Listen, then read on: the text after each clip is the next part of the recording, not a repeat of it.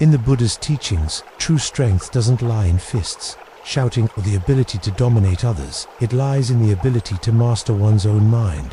One of the most profound teachings is, the one who can control anger is the strongest of all. This quote may sound simple, but it holds deep wisdom. Anger is a powerful and destructive emotion. When it arises, it burns away reason and compassion. In anger, we often hurt others with our words and actions, yet the first person it harms is ourselves. Therefore, the person who can control anger is not weak. They have conquered themselves. They possess the stillness to recognize emotions as they arise, without acting upon them or letting them take control. An old story tells of a young warrior who came to a Zen master after many great victories. "Master," he said, "I have defeated many enemies, but why do I feel helpless when I'm angry?" The master replied, "You may have defeated 100 foes, but if you have not overcome your own anger, you are still defeated." To control anger, the Buddha taught simple yet profound methods. Recognize the emotion the moment it arises. Don't react immediately. Pause. Take deep breaths. Use the breath to anchor the mind. Ask yourself, is this worth losing my peace? Let go with compassion, even if you can't forgive others yet. Start by forgiving yourself. Controlling anger doesn't happen overnight. It's a daily training. Each time you recognize anger and choose not to act on it, you strengthen your inner spiritual muscles. The strongest person is not the one who instills fear, but the one who brings peace. That is true inner strength, and the path the Buddha encourages us to follow. One of the most beautiful things about the Buddha's teachings is that he not only tells us not to be angry, but he also shows us how to transform anger into a source of healing. From anger, compassion can arise if we practice mindfully. First, we must understand that anger is not the enemy.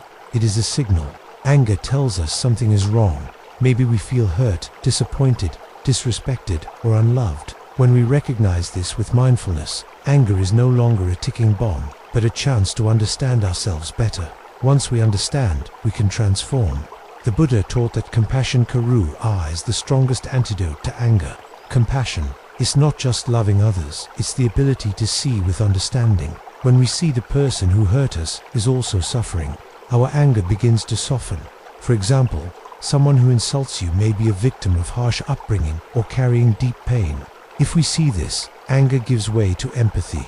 This is not weakness, it is the strength to stop the cycle of hatred. There are 3 powerful practices to transform anger. Contemplate impermanence. All emotions pass, so does anger. When we see this clearly, we are no longer controlled by it. Send loving kindness. Silently say, "May they be well. May I be at peace." Write down your emotions. Instead of lashing out, writing brings clarity and calm. When you practice compassion, you not only heal others, but also heal yourself. Compassion is like cool water that nourishes the dry soil of your heart. Transforming anger is not easy, but it leads to true happiness. And the one who can love, even while suffering, that is someone truly strong. After learning how to control anger and transform it into compassion, the next step in practicing the Buddha's teachings is to maintain inner peace in adversity. Life is full of ups and downs. No one escapes loss, injustice, misunderstanding, or pain, but we always have a choice, our response. The Buddha once said, "It is not what happens to you that causes suffering, but how you respond that brings peace or pain." Imagine someone meditating in a forest, birds chirping, the breeze gentle. It's easy to feel peaceful, but can that person remain calm in traffic, during an argument, or after losing a job? That's the real test. Peace is not about escaping pain, but standing amidst it without being shaken. 3 essential elements help maintain peace: mindfulness, sati, the ability to observe clearly what's happening within, without judgment. When the mind is anchored in the present, we're not swept away by regrets or fears. Equanimity, upika, emotional balance, whether praised or criticized, gaining or losing, we remain steady. This doesn't mean indifference, but understanding that all things are impermanent. Right intention, samma sankoppa, cultivating thoughts of goodwill, non-harm and renunciation. Pure thoughts lead to pure speech and actions. A man once asked the Buddha, "How can I not be angry when insulted?" The Buddha replied, "If you know who you truly are, insults lose their power." Knowing who you are means realizing you are not your emotions or your reputation. You are a stream of ever-changing consciousness. When you see this, external storms can't sway you. To stay grounded, spend a few minutes each day in stillness. Sit quietly, breathe, reflect on gratitude. Every moment of stillness strengthens the roots of your inner peace. Peace doesn't come from a life without problems, but from the ability to remain unshaken despite them. That is the mark of a truly awakened being. Knowing the value of inner peace is not enough. The greater challenge lies in daily training to make peace a habit, the root from which all speech and action grow. The Buddha was not only an awakened one, but also a master of practical methods. He left behind many simple yet powerful techniques to help us control our emotions, especially anger. Here are basic daily practices anyone can follow. Breath, meditation, and apanasati. Spend at least 10 to 15 minutes each day sitting quietly and following the breath. Returning to the breath interrupts reactive patterns and nurtures awareness. Acknowledge emotions without labeling. When anger arises, don't suppress or cling to it. Simply observe, this is anger, then breathe with it.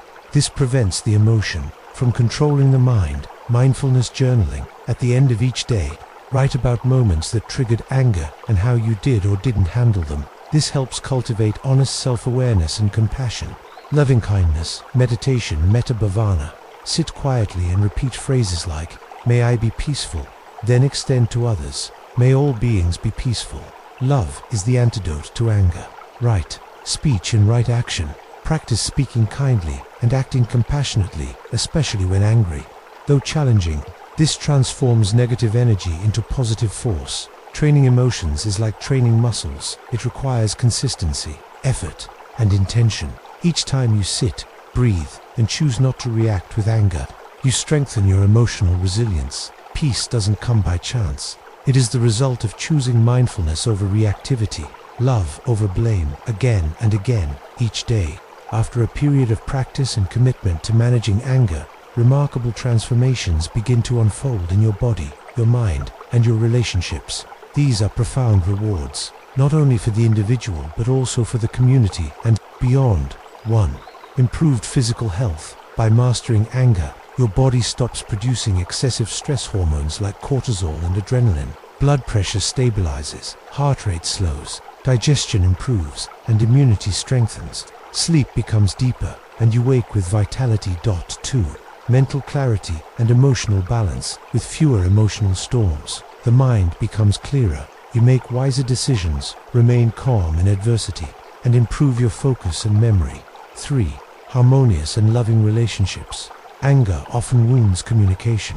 With active listening, patience, and compassion, relationships heal, families grow closer, friends trust you more, and conflicts reduce. 4. Deep spiritual growth. In Buddhism, anger is one of the 3 poisons: greed, hatred, ignorance. Overcoming anger opens the heart, allowing access to mindfulness, insight, and eventually liberation from emotional bondage. 5. Becoming a source of inspiration.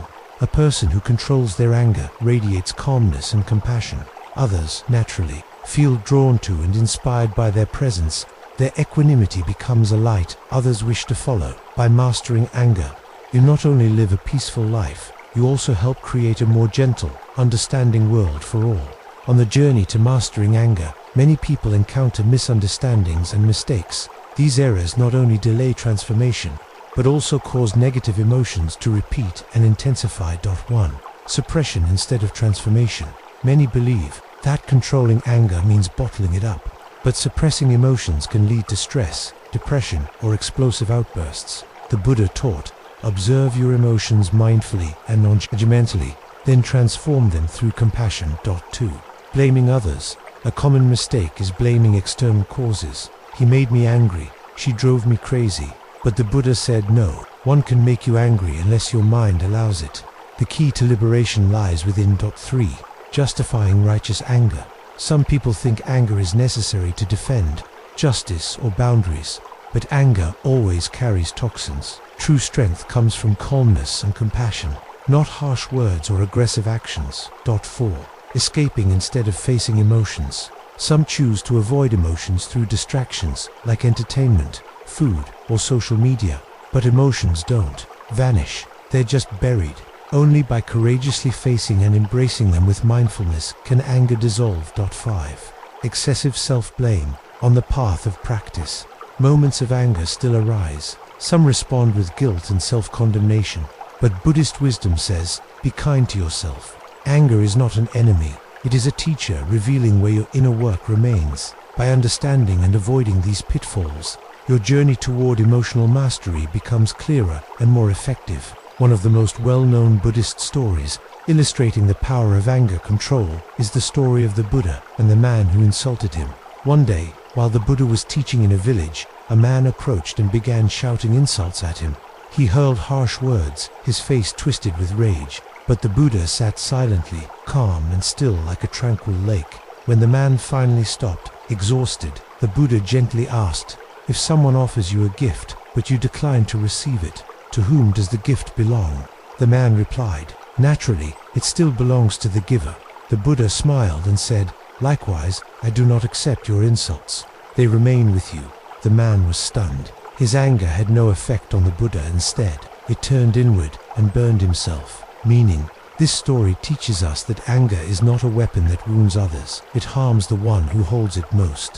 One who remains unshaken like the Buddha possesses true strength, for they do not allow fleeting emotions to disturb their inner peace. Today's world moves at lightning speed. Technology, job stress, social conflict, and complex relationships often push people toward anxiety, irritation, and anger. In such a climate, the Buddha's teachings on emotional control are not outdated. They are more relevant than ever. 1. Social media and instant reactions. We often get swept up in debates, judgments, and outrage over a few posts. Before reacting, pause, take a deep breath, and ask, will this reaction bring peace or harm? Staying calm in the digital world is a form of modern meditation. 2. Family and workplace. As fields of compassion, we often lose our temper, most at home or work, due to closeness and expectations. See these places as meditation halls where you practice patience, listening, and kindness with loved ones and co-workers. 3. Mindfulness meditation. In daily activities, you don't need hours of formal meditation. When washing dishes, walking, or drinking water, if done with full awareness, you are cultivating presence. This presence helps anchor you when strong emotions arise. 4. Speech, a tool of healing or harm in modern life. Words are powerful. A careless sentence can destroy a relationship. Practice right speech. Speak gently, truthfully, and use words that benefit others. Speak less, but more mindfully. 5. Emotional self-care, loving yourself. In competitive society, we often neglect our emotional health. Take time to rest, meditate, journal, or connect with nature. A nourished heart gives less space for anger to take root. Applying the Buddha's teachings doesn't require dramatic changes. It starts with small acts, a mindful breath, a kind word, a calm response. These small seeds of awareness bloom into true strength against anger. Anger is not the enemy. It is a signal that our heart is in pain. The one who masters anger is not someone who never feels it, but someone who can return inward, observe it mindfully, and respond with compassion and wisdom. Life will always bring challenges, conflicts, and misunderstandings. But if we pause, breathe deeply, and look within, in that very moment, anger stops being destructive, fire, and becomes a light that illuminates the self. The Buddha did not just teach these truths, he lived them. Through daily practice, we too can become a symbol of strength and compassion. Remember, the one who can control anger is the strongest of all. This strength does not come from muscles or external power. It comes from inner stillness, which no one can take away.